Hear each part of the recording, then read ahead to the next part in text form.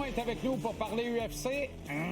Pas tout de suite. On va parler de boxe d'abord. De boxe, jab, uppercut, corde à danser. Christian Mbili en championnat du monde. Il fallait que ça arrive, là. Exact. Bon. C'est arrivé, en fait, comme une surprise, un petit peu. C'est arrivé cette nuit. J'ai eu peur, je pensais que j'avais raté le combat. Non, c'est ça, exact. Non, parce qu'il n'y a pas de date encore. Mais non, tout ça pour te dire que c'est la convention présentement en Thaïlande du WBC. Donc, avec le décalage horaire, il y avait des réunions hier. Et tout ça découle d'une immense nouvelle qui est celle de Terence Crawford, grand champion unifié, a été dépouillé de sa ceinture WBC. Pourquoi? Il refuse de payer ses frais de sanction. C'est pas beaucoup, 0,3 % de sa dernière bourse, mais quand tu fais 50 millions de dollars contre Canelo Alvarez, c'est quand même 300 000 et plus. Exact. Donc, lui refuse de payer ça. WBC le dépouille de son titre. Mais est-ce que c'est expliqué, Crawford? Il s'est pas expliqué, ce qu'on présume. Il n'avait pas payé celle de son combat précédent non plus. Ça fait 2 combats là, qui est sous le crédit. Là. Donc, je pense que pour lui, détenir cette ceinture-là et payer ces montants-là, c'est pas quelque chose qu'il envisage. Mais ça fait plaisir à Eye of the Tiger, au clan Christian Mbili, bien sûr, parce qu'il est champion intérimaire depuis juin dernier. Il poirote depuis 2 ans derrière Canelo Alvarez, qui n'a jamais voulu l'affronter. Là, enfin, c'est confirmé, le titre est vacant et le WBC impose ce titre de ce championnat du monde, en fait, et devrait affronter Hamza Shiraz, qui est un Anglais. Canelo est l'aspirant numéro 1, mais il est blessé, donc Shiraz devient le numéro 2. Excellent boxeur anglais, 26 ans seulement, un peu le même profil que Mbili. 22 victoires, 1 combat nul. Sur ces 22 victoires, 18 par KO, donc lui aussi un boxeur ultra offensif. Et par rapport à la nulle contre Martinez, là, Mbili, on monte une marche là, quand même avec Shiraz.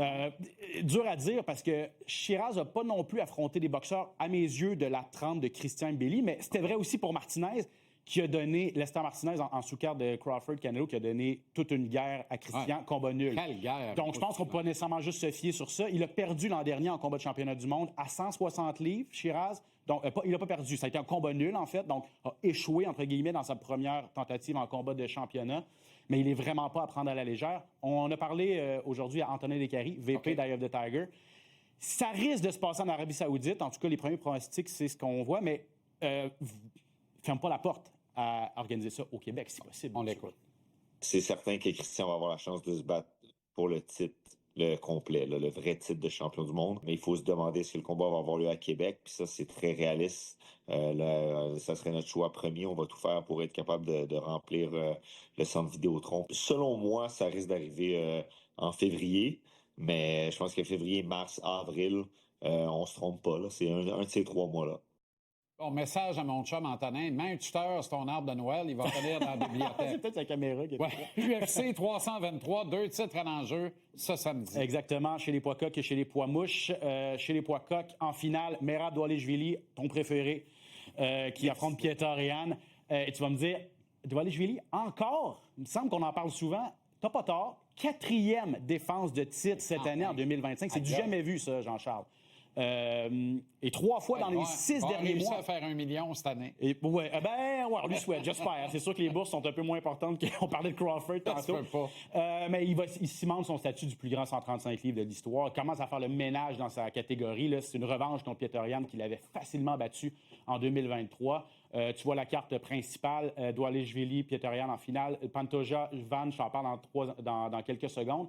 Mais Moreno, Cejudo, Blachowicz, ça, c'est 3 anciens champions. Donc, une carte principale remplie de champions actuels et d'anciens champions. Rapidement, Pantoja contre Joshua Van, c'est intriguant, ça. C'est très intriguant parce que c'est 2 profils complètement différents. Pantoja, qui lui aussi est un très, très grand champion. 5e défense de son titre quand même à 125 livres déjà. Combattant ultra complet, un vétéran, 35 ans. Là, il affronte le jeune loup, Van, 24 ans. Ascension fulgurante, lui. Lui aussi, son 4e combat en 2025. Donc, lui, accepte tout ce qui bouge, gagne des combats, obtient sa chance en combat de championnat. Donc, ça va être intéressant, ça aussi. Premier combat pour 2026, font jaser pendant qu'on voit la carte préliminaire là, dès 20h à TVA Sport 2. Exact, au rendez-vous, exact. Donc, les premiers combats font jaser pour 2026 en 10 secondes, là, notamment. C'est parce que je te parlais la semaine passée d'Arman Tsarukyan, qui, lui, est aspirant numéro 1 à 155 livres depuis combien de temps? 2 ans à peu près. On fait un titre intérimaire parce que Topuria a des problèmes personnels. On dit on va mettre la ceinture en jeu. Donc, on se dit, c'est sûr, formalité, Tsarukyan va être en combat. Mais non, on met le 4 contre le 5. Donc, les gens se demandent vraiment, est-ce que l'UFC est encore une méritocratie ou vraiment on met les vedettes pour les codes d'écoute? C'est dommage parce que des combattants qui sont hauts dans les classements qui doivent passer leur tour. Samedi, 20h, TVA Sport 2, la carte préliminaire. Merci. Voilà. Merci, Jean-Charles. Salutations.